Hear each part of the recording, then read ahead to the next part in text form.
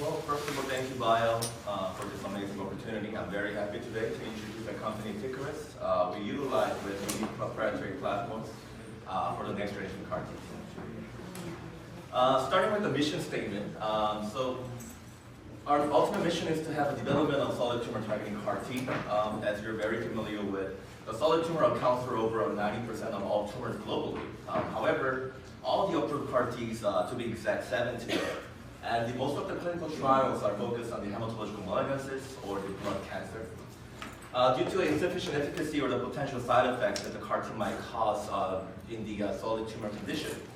So the development of the solid tumor targeting as a CAR T will not only open up a tremendous market, but also fulfill the huge unmet medical needs today in the CAR T field.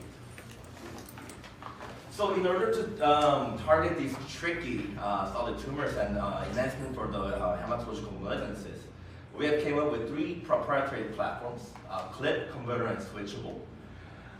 We'll get into more in details later, but basically the clip CAR is the CAR backbone enhancement specifically in the transmembrane domain.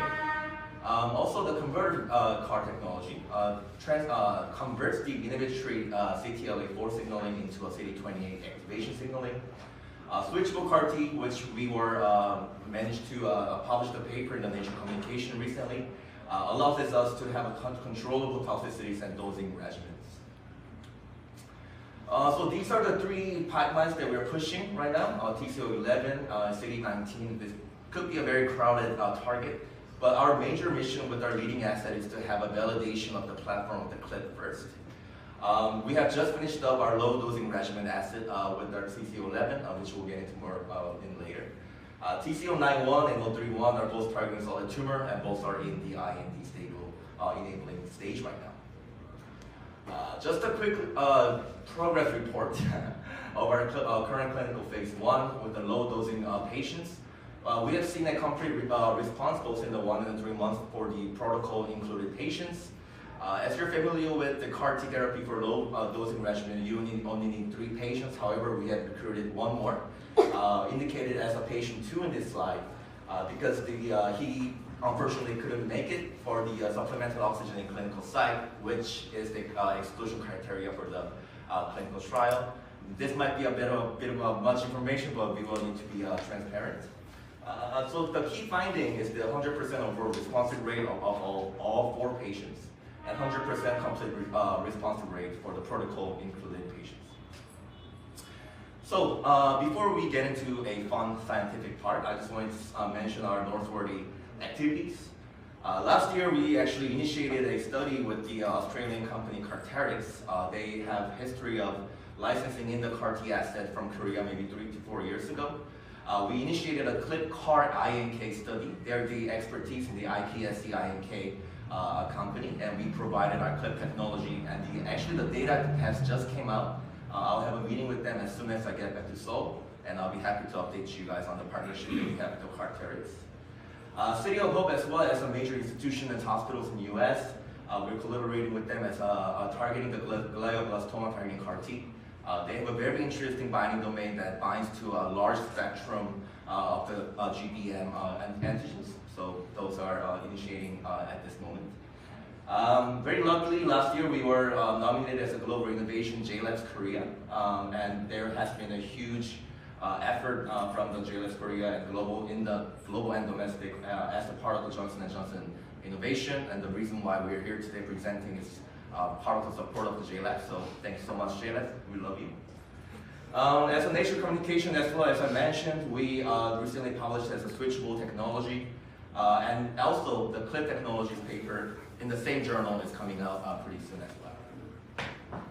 So let's get into a fun part. Starting with the clip technology, I hope this works. So this is a basic schematic construct design for the CAR T, as you're familiar with binding domain, hinge, transmembrane domain, and signaling domain. I say we are in the 2nd to 3rd generation of the CAR Ts today. However, many of the global efforts has been going on with the signaling domain modification or the addition, such as the CD28 by the Yescarta, 4-1BB by the Kymriah and Novartis. Not much effort has been going on with the modification of the transmembrane domain, and that's where we have found our niche. By switching the transmembrane domain into our clip technology, it allows us to have a enhanced immune synapse formation. And since we are only dealing with the transmembrane domain, it has a lesser chance for the manipulation of the mechanism, since we are not dealing with the extracellular binding domain, nor the intracellular signaling domain. Quickly about the immune synapse, it's the binding region between the lymphocytes, such as T cells, or the target cells, such as antigen-presenting cells or cancer cells. And just by switching the transmembrane domain into our clip technology, we discovered that it allows us the clip CAR T cells to have a wider and a tighter immune synapse formation to carry out its enhanced therapeutic activity.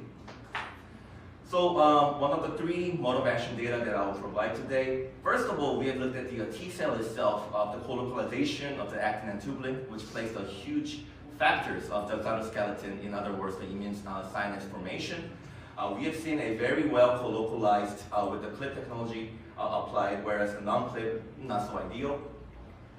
Again, this time we have directly looked at the relationship between the clip CAR T cells and the tumor cells. As you can see, not only a rich colocalization of the actin and tubulin, we have also seen a migration towards the tumor cell that, which was proven as the MOTC translocation distance as well, quantified data. We have seen that it actually richly migrates into the target cell itself. The comparison drug here is Kymriah. I will get into more in details later why we have chosen a Kymriah as our comparison candidate. Last MOA data that we have is that the binding affinity and the engagement longevity was enhanced as well with the clip technology compared to the Kymriah. What's more interesting is that all of our assets, TCO11, TCO31, TCO91 are, when we conduct the in vivo efficacy study, we always reduce the dosing regimen all the way up to 5 times less, which are considered to be a subtherapeutic level of many commercialized drugs.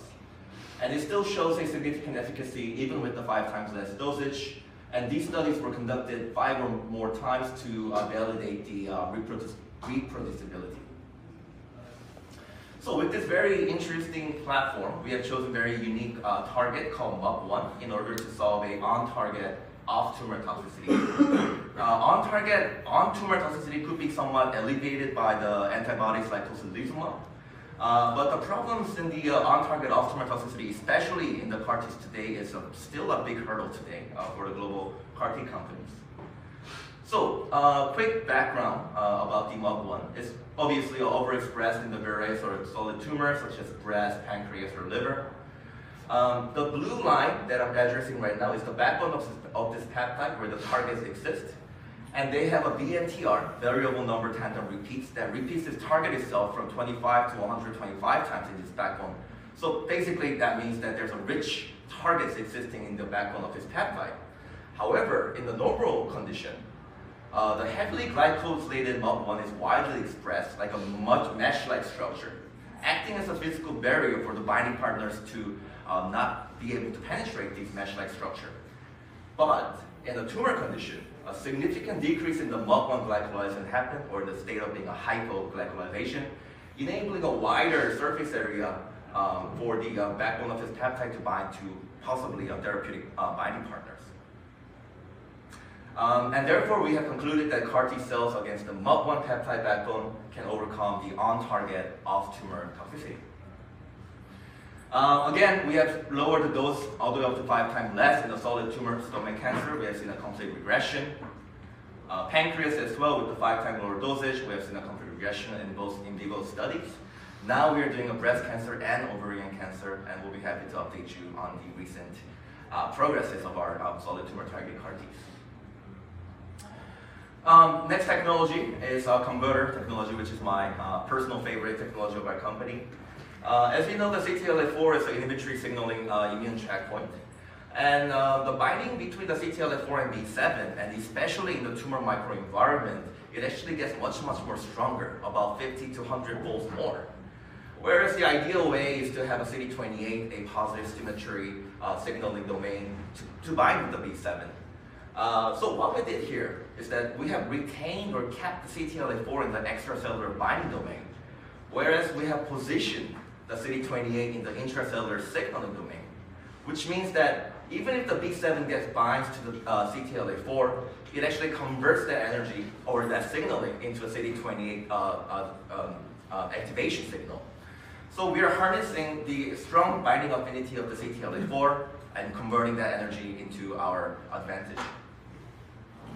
So with this platform, we have chosen the B7H3 as our antigen or the target.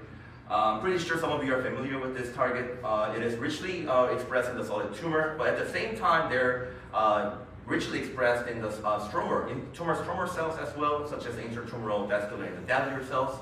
So this could be a target for us to solve a tumor antigen heterogeneity.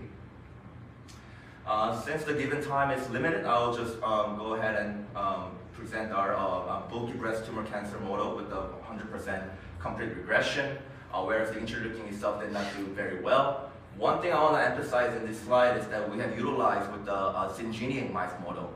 NSG mice model is very conventional in the CAR-T therapies modeling, but at the same time, it could be somewhat exaggerated both in the efficacy and toxicity. And our scientists' ultimate mission is to have a non-lymphodepleting condition. Well, this could be not very soon enough, but that's our ultimate mission. So we always parallelly study these animal modeling with syngeneic and NSG mice models. Body weight as well, one of the questions that we get is that knowing the converter technology, there's always worries about the hyperactivation.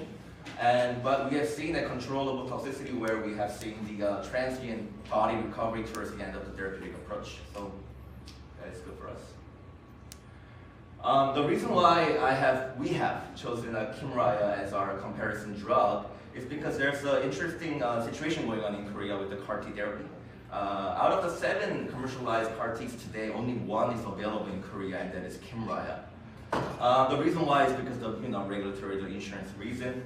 However, because of that, we believe that this could be a great domestic market penetration for us, because even with the 5 times lower dosage, we could achieve better efficacy than the Kymriah. I'm a personal big fan of Kymriah, Novartis' Kymriah, but it has some room to improve. Which is complete responses to less than 50%. Relapse condition is more than 30%. And because of the CAR-T's characteristic, or the autologous CAR-T's characteristic, the manufacturing has to be done in an international manner.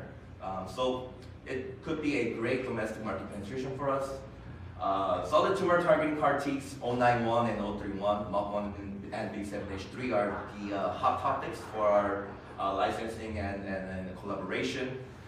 Platform licensing, as I mentioned earlier in the slide, is very active, and I will be very happy to explore more opportunities with the JPM attendees. The applicability as well, characteristics of the CAR-NK, gamma delta T cell, TCR-T, allogeneic. Actually, today morning I met with CAR-NKT company, natural killer T cell company, and given that our characteristic of the platform, our applicability seems great, and happy to talk to you guys after. Thank you.